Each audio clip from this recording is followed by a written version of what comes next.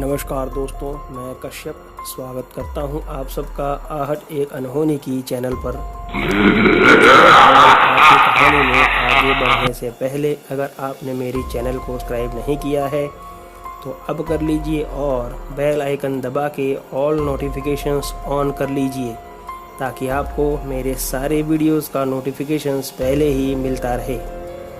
दोस्तों, छेदी एक माली था जो गांव से शहर आया था और उसके दोस्तों ने उसे कुछ बंगलों में माली की नौकरी दिला दी थी। वह अलग अलग घरों में जाकर अपना काम खत्म करके घर वापस चला जाता, लेकिन छेदी अपने काम से खुश नहीं था क्योंकि उसे जो पैसा मिलता उससे उसका गुजारा अच्छे से नहीं होता था। उसने रात के समय भी एक बगीचे में सिक्योरिटी की नौकरी कर ली जहां उसे सिर्फ सोना ही होता था और यही देखना रहता था कि कोई बगीचे में घुसे नहीं।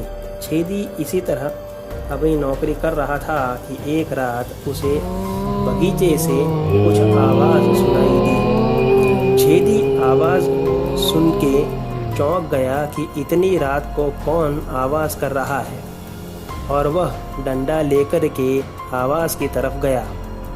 वहाँ जाते ही छेदी वहाँ का नज़ारा देखकर चौंक गया।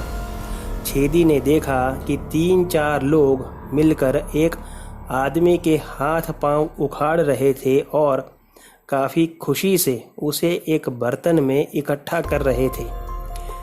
इंसान की नंगी लाश जैसे उनके लिए कोई खाने की वस्तु हो।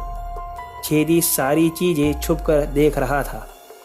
उन लोगों ने पूरी लाश को कुछ ही देर में खा के ख़त्म कर लिया और एक दूसरे से पूछा कि भाई कोई भूखा तो नहीं रह गया ना। तब उनमें से एक ने कहा कि अगर और भी ज़्यादा भूख लगी हो तो वह सामने बैठा है ना, उसे ही ले लेते हैं।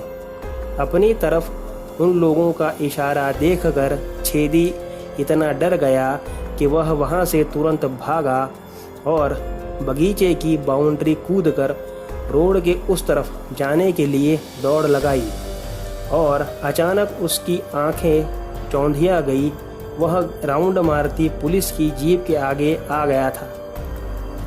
पुलिस वाले ने नीचे उतरकर उसे डांट लगाई कि कौन है और क्या चुरा के भाग रहा है। तब छेदी ने कहा कि साहब अपनी जान चुरा के भागा हूँ, और उतने में उसने सारी बात पुलिस को बताई। जब पुलिस उस जगह छेदी के साथ पहुंची तब वहां कोई नहीं था और ना कुछ मिला जिससे पता चले कि वहां कोई मरा होगा। पुलिस ने छेदी को यह कहकर छोड़ दिया कि या तो तूने कोई बुरा सपना देखा है या फिर तू कोई पागल है। लेकिन वह हादसा अपने सामने देखकर छेदी बहुत डर गया था और वह समझ गया था कि वे कोई इंसान नहीं बल्कि प्रेत थे।